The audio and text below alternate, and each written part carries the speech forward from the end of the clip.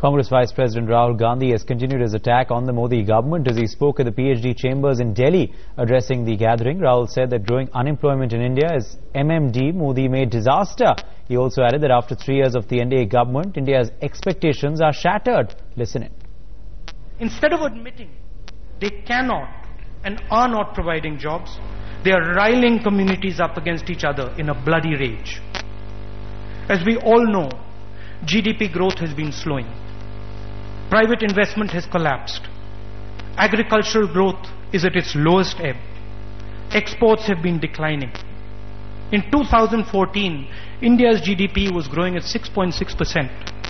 But today, according to the new way of measuring GDP, India stands at 4.2%.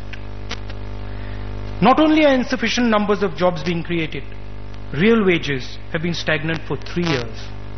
Indian citizens cannot meet their basic expenses, leave alone spend on consumption that is required to boost our economy. Bank lending is at the lowest level in 60 years. Investment at a 15-year low. Power generation at a decade low. And unemployment skyrockets. And as if this was not enough, recent research by respected economists has shown that inequality in India is now at its highest level in 100 years. We are staring at a disaster. I'm not talking of technology making jobs redundant, as is happening in the West.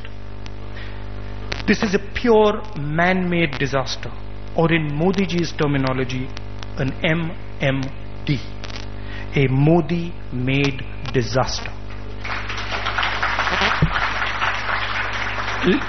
Ladies and gentlemen, despite the current mess in the economy, what I want to say here today is that the Indian economy can be revived.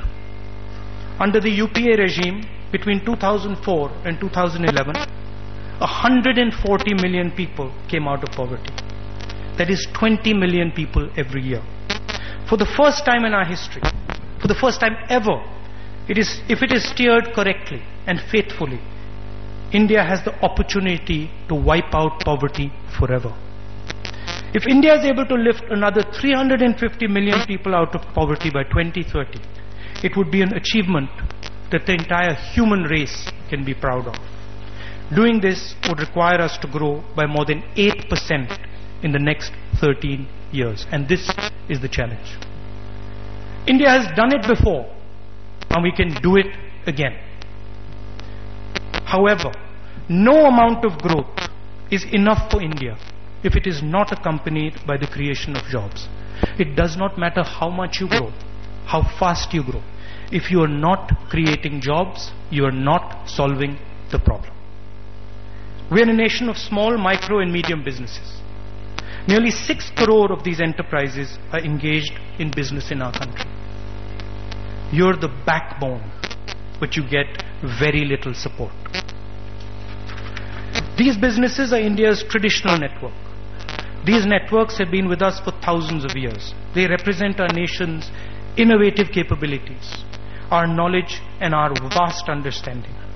These networks are situated in thousands of clusters around the country. They are rich with knowledge and skill and make up the heart of our country's economic legacy. We need targeted cluster development programs at a massive scale across the country.